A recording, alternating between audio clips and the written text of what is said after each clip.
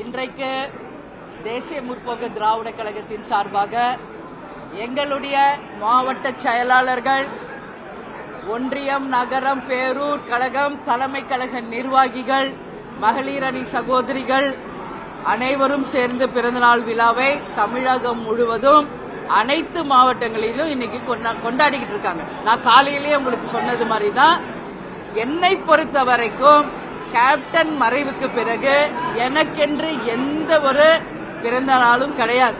ஏன்னா கேப்டன் மறைந்த அன்னைக்கே என்னுடைய பர்சனலுடைய விருப்பு வெறுப்பு எல்லாமே அன்னைக்கே முடிஞ்சிருச்சு.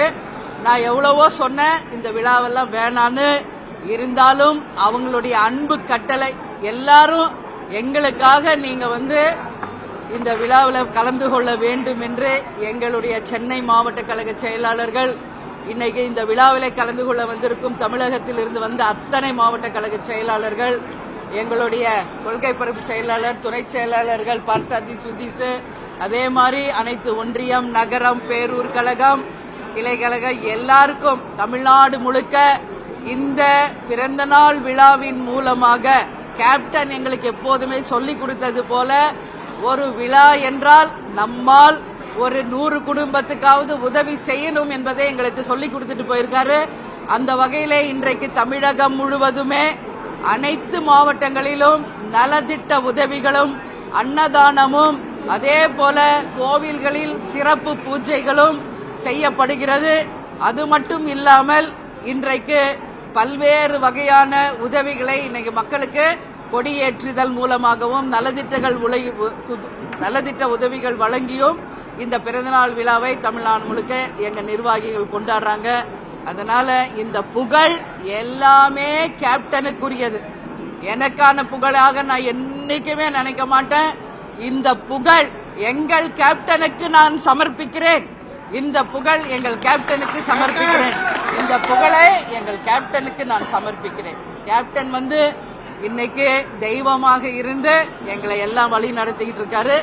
எனவே இந்த விழாவிலே கலந்து கொள்ள வந்திருக்கும் எங்கள் பத்திரிகை சகோதரர்களுக்கும் தலைமை கழகத்தின் சார்பாக வருக வருக என்று வரவேற்கிறேன்.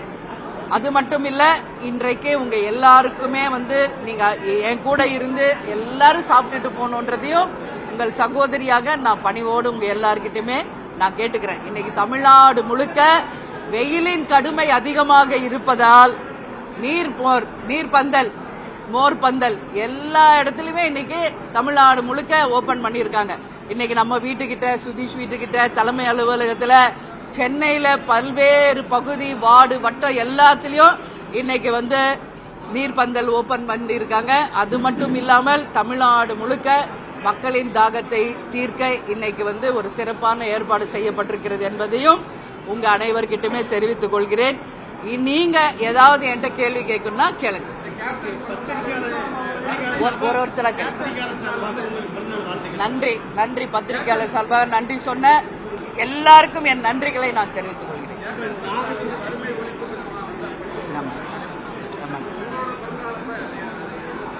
கேப்டன் எந்த வழியோ அதே வழிதான், எந்த மாற்றமும் கிடையாதுங்க. சரிங்களா? அவர் எங்களுக்கு எல்லாத்தையுமே சொல்லி கொடுத்துட்டு போயிருக்காரு. எங்களை எல்லா வகையிலும் வழி நடத்தி இருக்காரு. கேப்டன் மறைந்து இப்ப ஒரு 1.5 வருஷம் தான் ஆகுது. இன்னும் அந்த துயர்ல இருந்து உண்மையிலே நான் வெளியே வரல.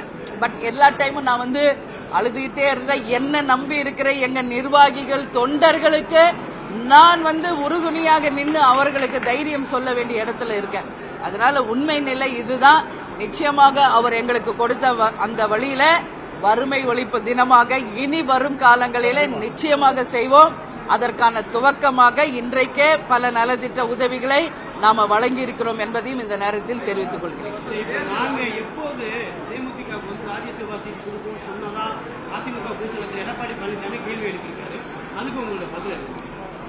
இங்கதான் இந்த கேள்வியை முதல்ல கொடி ஏத்துற அன்னைக்கு நீங்க எல்லாரும் கேட்டீங்க.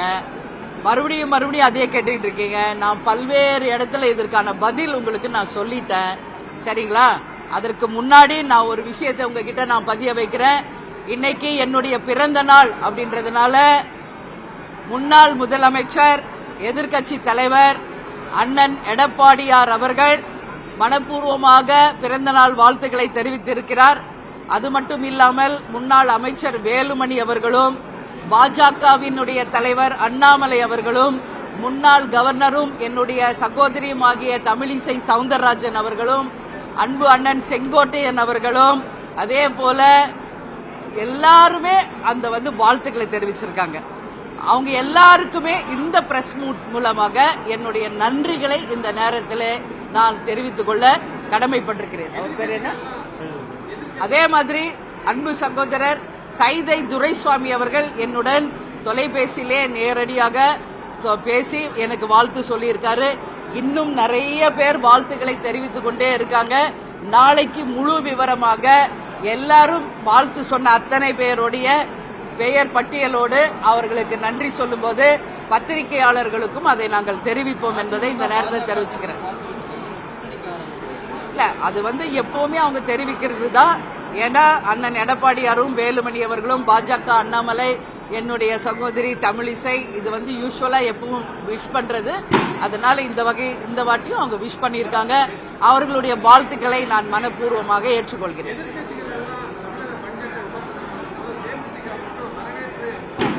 அதுக்கு நான் தெளிவான பதில இதோட மதுரை ஏர்போர்ட்லயும் பழனியிலையும் நான் சொல்லியிருக்கேங்க.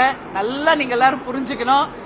2006 எங்களுடைய தேர்தல் அறிக்கை புத்தகம் உங்களுக்கு காமிக்கிறதுக்கு தான் இதை கொண்டு வந்து இங்க வச்சிருக்கேன்.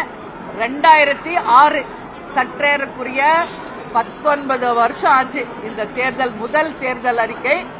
இதுல நிறைய விஷயங்களை இந்த முறை பட்ஜெட்ல தமிழக அரசு அறிவித்திருக்கிறது. அதற்காக தேமுதிக சார்பாக நாங்க இந்த பட்ஜெட்டை வரவேற்கிறோம் அப்படின்னு நான் சொன்னேன். இதுல எதெல்லாம் முக்கியமானது என்பதை உங்களுக்கு நான் சொல்றேன், நல்லா கேட்டுக்கங்க. மிக முக்கியமாக விவசாயிகளை வெளிநாட்டுக்கு அனுப்பி அவர்களுக்கு பயிற்சி கொடுத்து புதிய டெக்னாலஜி பிரகாரம் அவங்க விவசாயத்தை முன்னெடுக்க ஜப்பான், சைனா போன்ற நாடுகளுக்கு விவசாயிகளை 5000 விவசாயிகளை அழைத்து செல்வதாக இந்த பட்ஜெட்ல தமிழக அரசு அறிவித்திருக்கிறது. அதை நாங்கள் வரவேற்கிறோம். அதே மாதிரி எப்பவுமே நமக்கு மதிய உணவு, சத்துணவு தான் இருந்தது, காலை உணவு திட்டம் கிடையாது. இது நம்மளுடைய முதல் தேர்தல் அறிக்கையில் நம்ம சொல்லி இருக்கிறோம். கவர்மெண்ட் ஸ்கூல்ல படிக்கிற மாணவ மாணவிகளுக்கு காலை உணவையும் இந்த அரசு கொடுத்தது அந்த சொன்னதுனால அதற்கும் நாங்க வரவேற்பு தெரிவிச்சிருக்கோம். அது மட்டும் இல்ல, தமிழ்நாடு முழுக்க முதியோர்களுக்கு இல்லம் அமைத்து கொடுப்பது அதுக்கும் நம்ம மேனிபெஸ்டோல இருக்கு. அதே மாதிரி நம்ம பார்த்தா இன்றைக்கு வேலை வாய்ப்புகளை உருவாக்குவதற்கும் இன்னும் பல்வேறு திட்டங்களை இந்த தேர்தல் அறிக்கையில 19 ஆண்டு காலத்துக்கு முன்னாடி நம்ம சொன்னோம். இது நம்ம ஏதோ அரசியல்ன்றதுனால நான் ஒரு வரவேற்புனா உடனே நீங்க அது தப்பாக ப்ரொஜெக்ட் பண்ணக்கூடாது. ஏற்கனவே ரேஷன் பொருள் வீடு தேடி வரும் அப்படின்னு கேப்டன் சொல்றது. டெல்லி முதலமைச்சர் கெஜ்ரிவால் அவர்கள் அதை நடைமுறைப்படுத்திய போது கெஜ்ரிவால் அவர்களுக்கு நாங்கள் அதை வரவேற்று நன்றி சொல்லியிருக்கிறோம். அதே போல ஆந்திர பிரதேசிலும் கேப்டனுடைய தேர்தல் அறிக்கையிலிருந்து பல திட்டங்களை அறிவித்த போது நமது ஜெகன்மோகன் ரெட்டி அவர்களுக்கும் நாங்க தேமுதிக சார்பாக எங்களுடைய தேர்தல் அறிக்கையை நீங்க இம்ப்ளிமெண்ட் பண்ணதுக்காக எங்கள் நன்றிகளை நாங்க அப்ப தெரிவிச்சிருக்கோம். அந்த வகையில தேர்தல் அறிக்கையில் வந்ததை பட்ஜெட்ல சொன்னதுனால தமிழக அரசின் பட்ஜெட்டை தேமுதிக வரவேற்பதாக நாங்க சொன்னோம். அப்படியே நீங்க இதை அரசியல் ஆக்கணும் அப்படின்னு நீங்க நினைச்சீங்கன்னா இதுல எந்த அரசியலும் எந்த உள்நோக்கமும் கிடையாது. இதுதான் உண்மை. அப்படி பார்த்தா நேத்து அன்பு சகோதரர் திருமாவளவன் அவர்கள் பாஜக நேத்து மதுவுக்கு எதிராக ஒரு ஆர்ப்பாட்டம் நடத்திய போது கைது செய்யப்பட்டார்கள் எல்லா தலைவர்களும். அப்போ திமுக கூட்டணியில இருக்கின்ற நமது திருமாவளவன் அவர்கள் பாஜகவுக்கு ஆதரவு தெரிவிச்சிருக்காரு. உடனே கூட்டணி மாறுதா, இது அடுத்த கூட்டணிக்காகவா அப்படின்னு நீங்க ஒரே போக்கஸ்ல பாக்காதீங்க. ஒரு நல்ல விஷயம் நடந்தா நம்ம வரவேற்கிறோம். அதே தவறுகள் நடக்கும் போது அதை சுட்டிக்காட்டவும் செய்கிறோம். இதுதான் உண்மை நிலை. அதனால இன்னைக்கு அண்ணன் இபிஎஸ் அவர்களும் ஓபிஎஸ் அவர்களும் நேற்று சட்டசபையில பேசியிருக்காங்க. அதே போல அமைச்சர் செங்கோட்டையன் அவர்களும் இபிஎஸும் பேசியிருக்காங்க. இதெல்லாம் நட்பு ரீதியாக இது கலந்து பேசிக்கிறது தான்.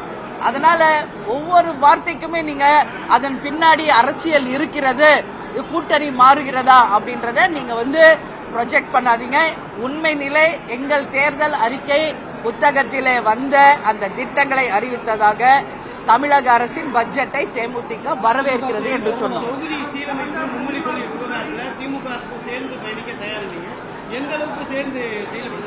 இல்ல, நல்லா புரிஞ்சுக்கணும். மும்மொழி கொள்கை அப்படிங்கிறது என்னன்னா, கேப்டன் எப்போதுமே சொல்வது போல அன்னை மொழி காப்போம், அனைத்து மொழியும் கற்போம் என்பதுதான் கேப்டன் எங்களுக்கு சொல்லிக் கொடுத்த வழி. அந்த வழியில தான் நாங்கள் பயணிக்கிறோம். ஆனா ஒரு விஷயத்தை நான் இன்னைக்கு என் பிறந்தநாள் அதை முன்னிட்டு தமிழக அரசு கிட்ட நான் ஒரு வேண்டுகோள் வைக்கிறேன். தமிழகம் முழுவதுமே தமிழ் கட்டாயமாக்கப்பட வேண்டும் என்பதை இந்த நேரத்திலே தமிழக அரசுக்கு நாங்கள் ஒரு வேண்டுதலாக வைக்கிறோம். அதே மாதிரி தொகுதி சீரமைப்பு என்கின்ற வகையில தமிழ்நாட்டின் 40 தொகுதிகளில ஏதாவது ஒரு தொகுதியை அவர்கள் மத்திய அரசு குறைத்தாலும் உறுதியாக தேமுதிக தமிழ்நாட்டுக்காகவும் தமிழக மக்களுக்காகவும் தமிழக அரசுடன் நாங்கள் நிச்சயமாக சேர்ந்து அதை எதிர்ப்போம் என்பதையும் இந்த நேரத்தில் நான் பதிய வைக்கிறேன்.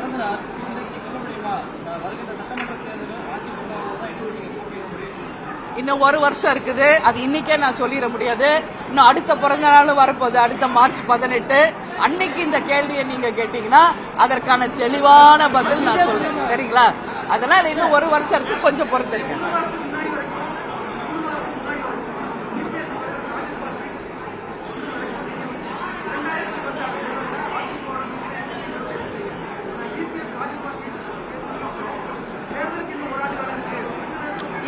நாங்க இல்லைங்க, அப்படியெல்லாம் கிடையாது.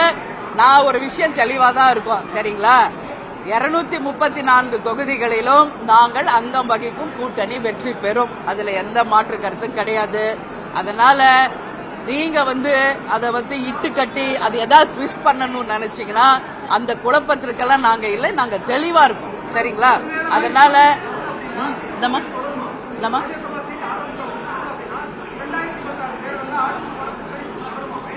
2026 மார்ச் 18 என்னுடைய பிறந்த நாள் அன்றைக்கு அதை நான் உறுதியாக உங்களுக்கு நான் தெரிவிக்கிறேன்.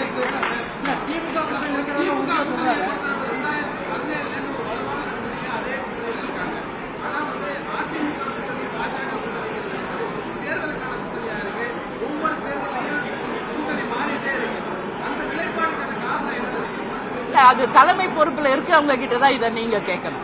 புரியுதுங்களா? இந்த கூட்டணியினுடைய தலைமை பொறுப்பு இருக்கிறவங்க கிட்ட நீங்க இதை கேட்கணும். எங்களை பொறுத்த வரைக்கும் நாங்க தெளிவா இருக்கோம். எங்கள் கட்சியினுடைய வளர்ச்சி, எங்க கட்சியினுடைய பயணத்தை தான் நாங்க இப்போ முன்னெடுத்து அதுக்காக நாங்க உழைத்து கொண்டிருக்கிறோம். ஏப்ரல் மாசத்துல செயற்குழு பொதுக்குழு தர்மபுரி மாவட்டத்துல நாங்க கூட்ட இருக்கிறோம். பல முக்கியமான பதவிகள் நிறைய அன்னைக்கு அறிவிக்க இருக்கிறோம். 234 தொகுதிகளுக்கும் தொகுதி பொறுப்பாளர்களை அறிவிக்க இருக்கிறோம். தமிழ்நாடு முழுக்க பூத் கமிட்டிகளை அமைத்து இந்த கொடிநாள் 25ஆம் ஆண்டு சில்வர் ஜூப்ளி இயர் என்பதால் தமிழகம் முழுவதும் கொடிகளை ஏற்றி எங்கள் கட்சியின் வளர்ச்சிக்காக நாங்கள் உழைத்துக் கொண்டிருக்கிறோம்.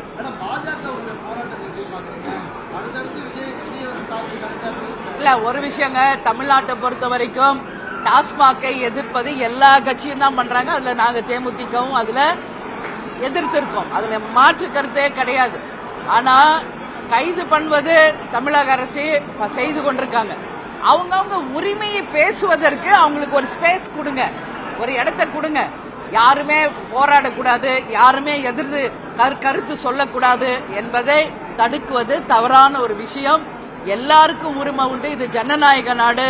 ஒவ்வொரு கட்சியின் நிலைப்பாடை நிச்சயமாக அவங்க சொல்வதற்கு அவங்களுக்கு நீங்கள் அனுமதி தர வேண்டும் என்று நான் கேட்டுக்கொள்கிறேன்.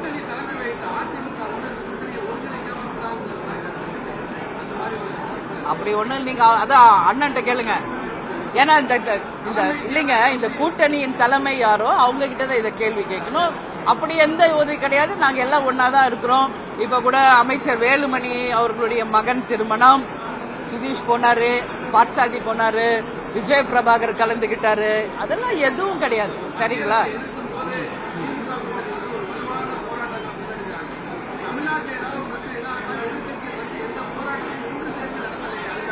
அது ஒவ்வொரு கட்சியின் நிலைப்பாடுங்க. இப்ப நாங்க தேமுதிக சார்பாக தமிழ்நாடு முழுக்க பல்வேறு ஆர்ப்பாட்டம் போராட்டம் நாங்க நடத்திக்கிட்டு இருக்கோம். இப்ப எல்லா கட்சியும் சேர்ந்து நடத்தணுன்ற நிலைப்பாடு இன்னும் நாங்களும் எடுக்கல.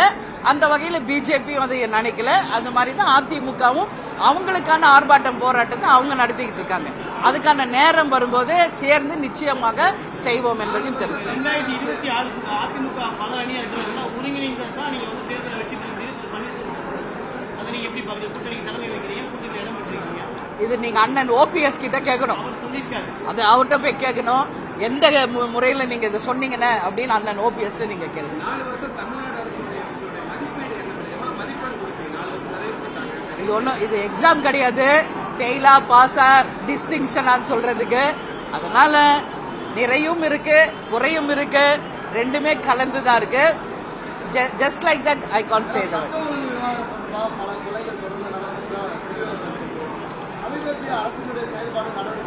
இல்ல, சட்டம் ஒழுங்கு நாங்க பல முறை அறிக்கை கொடுத்திருக்கோம், பல முறை நாம சொல்லியிருக்கோம். பாலியல் வன்கொடுமைகள், அதே மாதிரி கள்ளச்சாராயம், டாஸ்மாக் பிரச்சனை எல்லாமே இது இருக்கு. இல்லன்னு யாரும் முழு பூசணிக்காவை சோத்துல மறைக்க முடியாது. அது பல்வேறு வகையில ஆர்ப்பாட்டம் போராட்டம் பண்ணி அறிக்கைகள் கொடுத்திருக்கோம். தமிழக அரசு அதுல கவனம் செலுத்தணும்னு நான் கேட்டுக்கிறேன். ஓகே, நன்றி, எல்லாருக்கும் நன்றி.